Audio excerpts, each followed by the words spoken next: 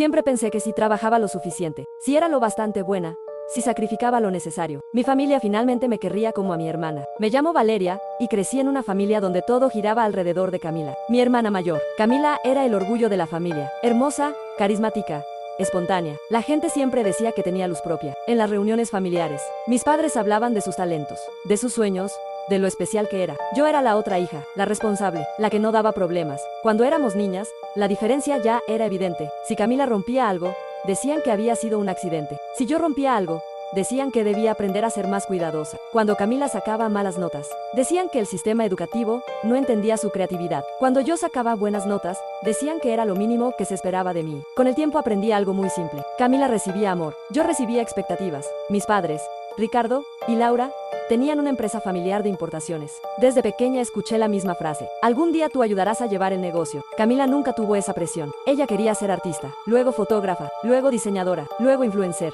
Cada vez que cambiaba de sueño, mis padres la apoyaban económicamente. Mientras tanto, yo estudiaba administración. Hacía prácticas en la empresa y trabajaba horas extra desde los 19 años. Cuando tenía 23, la empresa entró en crisis. Un socio de mi padre cometió fraude y casi perdemos todo. Ese fue el momento en que mi vida dejó de ser realmente mía. Trabajaba 14 o 15 horas al día intentando salvar el negocio. Revisaba cuentas, negociaba contratos, hablaba con proveedores. Mis padres me decían constantemente: eres la única que puede arreglar esto. Camila, mientras tanto, estaba viviendo en otra ciudad con su novio músico. Cuando volvió un año después porque habían terminado, mis padres la recibieron como si fuera una heroína que regresaba de una gran aventura. A mí solo me preguntaron por el balance trimestral. Fue en esa etapa cuando conocí a Daniel. Daniel era ingeniero industrial y trabajaba con una empresa que empezó a colaborar con la nuestra. Era tranquilo, paciente y muy observador. Fue la primera persona que notó algo que nadie más parecía ver: mi agotamiento. Recuerdo una vez que me dijo: Valeria, siempre estás resolviendo problemas de otros. ¿Quién resuelve los tuyos? No supe qué responder. Con el tiempo empezamos a salir. Daniel era diferente a todo lo que conocía. No le impresionaba la apariencia de éxito de mi familia. No buscaba aprobación de mis padres. Solo me miraba a mí, después de años sintiéndome invisible. Eso era suficiente para enamorarme. Nuestra relación duró 3 años. Durante ese tiempo, Daniel se volvió cercano a mi familia. Venía a cenas, a reuniones. Incluso empezó a ayudar con algunos proyectos de la empresa. Camila volvió a aparecer en mi vida justo entonces.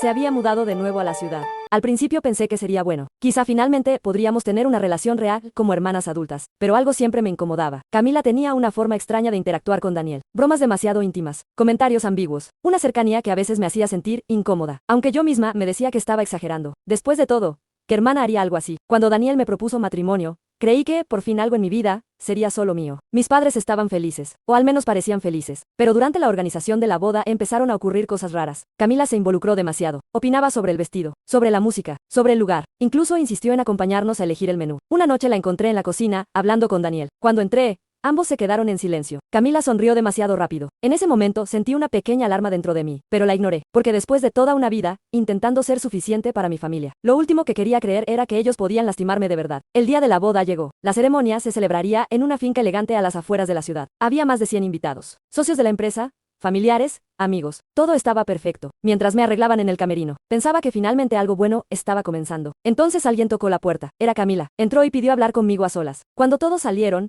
cerró la puerta lentamente. Tenía la cara pálida. Necesito decirte algo antes de que salgas ahí, dijo. Pensé que estaba nerviosa. Tal vez quería disculparse por algo, pero lo que dijo después destruyó todo. Estoy embarazada. La miré confundida. Y Camila tragó saliva. El bebé es de Daniel. Sentí que el mundo se detenía. Mi mente simplemente dejó de funcionar. Eso no tiene gracia, dije. Entonces sacó su teléfono. Mensajes, fotos, conversaciones, meses de conversaciones. Mi prometido, mi hermana, a escondidas. Mientras yo trabajaba hasta la madrugada para mantener a flote el negocio familiar. Mientras yo organizaba mi propia boda. Mientras yo confiaba en ellos. ¿Desde cuándo? Pregunté. Más de un año. Sentí un vacío enorme. Pero lo peor aún no había llegado. Camila dijo algo más. Mamá y papá ya lo saben. La miré como si no hubiera entendido. ¿Qué? Lo descubrieron hace unas semanas. Dijo. Pensaban decirte después de la boda. Después de la boda, planeaban dejar que me casara con un hombre que estaba teniendo un hijo con mi hermana. En ese momento entendí algo que tardé años en aceptar. Mi familia nunca me había visto como una persona, solo como la hija responsable, la útil, la que arreglaba problemas, la que podía soportar cualquier cosa. Salí del camerino, caminé hasta el salón donde estaban todos los invitados. Mi padre me vio acercarme y sonrió nervioso.